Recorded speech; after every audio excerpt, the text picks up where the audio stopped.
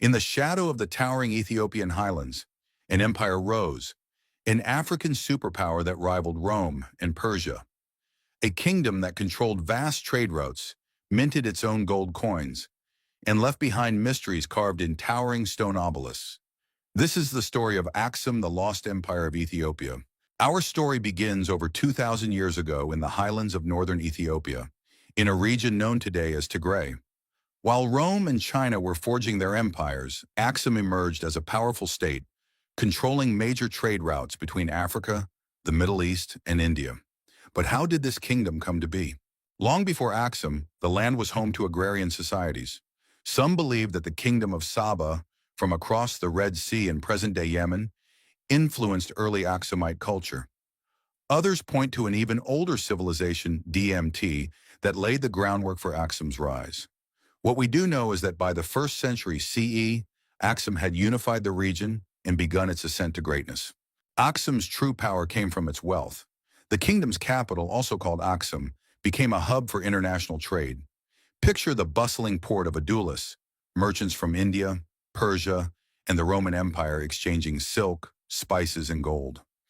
Aksum wasn't just part of the trade network, it dominated it. Aksum was also the first African kingdom to mint its own currency, using gold, silver, and bronze coins. These coins have been found as far as India, proof of Aksum's influence in global trade. But trade wasn't Aksum's only legacy. The kingdom left behind breathtaking monuments, massive stone obelisks, or stelae, carved from single slabs of granite. Some of these stood over 30 meters tall, marking the tombs of Aksumite rulers. To this day, no one knows exactly how they were transported and raised. One of Aksum's greatest rulers was King Ezana. He expanded the empire's reach, conquering the powerful city-state of Meroe in modern Sudan. But Ezana wasn't just a warrior, he changed the course of Ethiopian history forever. Under Ezana, Aksum became one of the first major kingdoms to officially adopt Christianity, centuries before much of Europe. A foreign priest named Frumentius converted the king, and soon Christianity spread across the empire. Even today, Ethiopia remains one of the oldest Christian nations in the world. Aksum also developed its own written language, Ge'ez.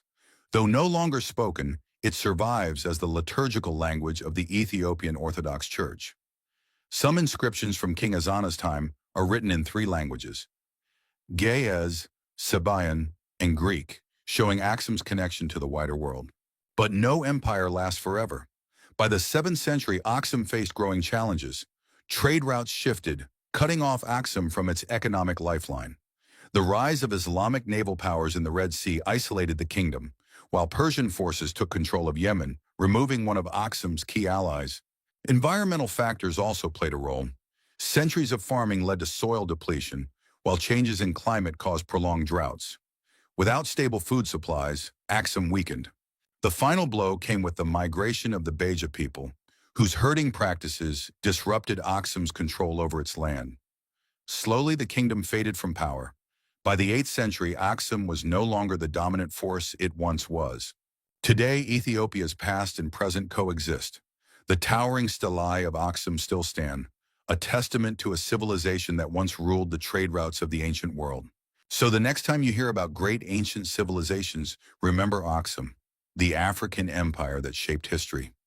If you enjoyed this journey into the past, don't forget to like, subscribe, and hit that notification bell for more deep dives into forgotten worlds. Until next time, keep exploring the past to understand the present.